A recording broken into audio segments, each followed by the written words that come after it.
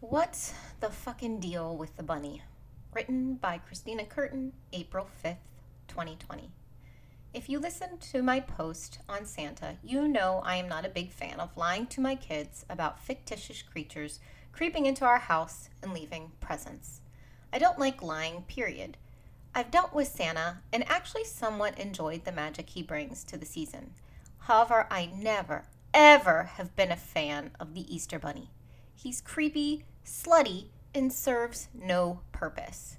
The connection between a giant boy rabbit bringing eggs into my house and Jesus being resurrected from the dead just doesn't compute. Eggs symbolize new life, so we have eggs at Easter. Jesus' resurrection equals new life. I get that. But a bunny does not lay eggs. Where is he getting all of these eggs? Why a freaking rabbit and not a chicken? Sure, chickens aren't as cute, but at least the connection is easier to make. My kids asked me when they were younger why the bunny brought the eggs. Who the fuck knows, kids? Some people say it's because bunnies fuck like bunnies, so there's a correlation with fertility and new life. I mean, that's why the Playboy bunny has Playboy bunnies. Makes sense in that regard, but the connection is really pushing it for Easter. Plus, if so, then why is the Easter bunny a boy? Shouldn't it be a girl? Is he a slut bunny roaming around on Easter Eve making all kinds of new baby bunnies as he delivers eggs? If the bunny is supposed to symbolize fertility, then logically, it should be a girl. Overall, can't we just let Christianity alone here, folks? Let Jesus have his day. I mean, the man went through a lot of shit to come back from the dead. Do we have to bring in odd pagan connections of fertility and new life to help our kids celebrate a truly miraculous day? Personally, I think the story of the crucifixion and resurrection is more magical and amazing than a creepy, slutty bunny bringing eggs he stole from chickens. These fictional creatures are supposed to create joy and magic around the holidays, right? Santa is about the spirit of giving. Tell me though, what does this bunny do? What magic or lesson does the bunny bring? In my experience, the bunny is a magic killer. I would like to point out that the Easter Bunny has been the one to ruin Santa for both my kids. Both went about 10 years each 100% believing in Santa, not truly questioning and happy to have the magic. However, it was this creepy bunny that fucked it all up. Okay, I'm being unfair. It's me that fucked it up, really? But if I didn't have to create the lie of the bunny, they would have kept believing in Santa until way past the time it was socially acceptable. Easter Ruins Christmas Part 1, the word search fiasco of 2017.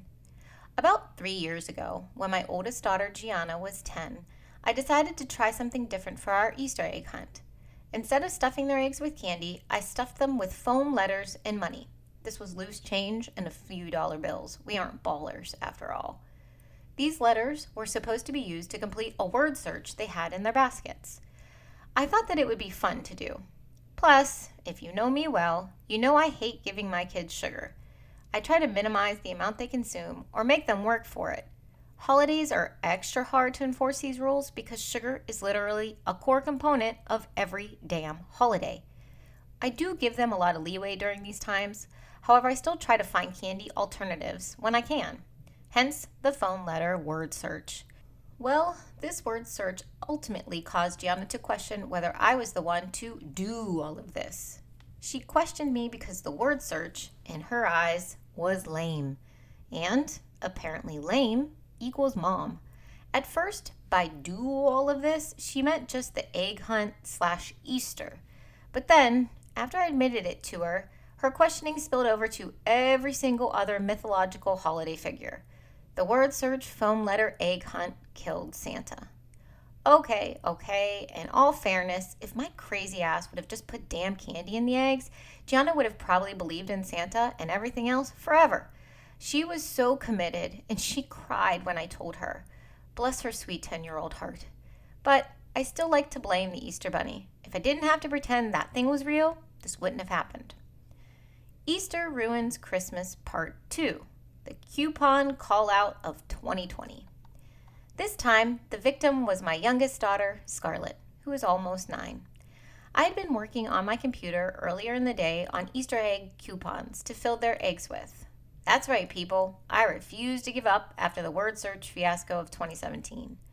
I knew there had to be a candy egg filler alternative that my kids would love or at least tolerate. Last Easter, I found some free coupons you could print and stuff their eggs with them. They were a hit. Okay, not a hit, but they didn't cause tears, and I like to think they enjoyed turning in their coupons and getting prizes throughout the year. They were decent coupons, too. Free hug, you pick a game to play, one-on-one time, ice cream, fill in the blanks, you get it. Last year, I just found something off the internet the night before and printed them. This time, I had wanted to customize the coupons more, so I had spent a couple hours one morning making my own. Later in the day, there I was in the kitchen. My computer was up on the counter because I was working for actual work and homeschooling my kids at the same time. Quarantine 2020, yay! I went to find something on my taskbar, and as I was searching, bam! The coupons I had been working on earlier popped up on my screen for 2 seconds.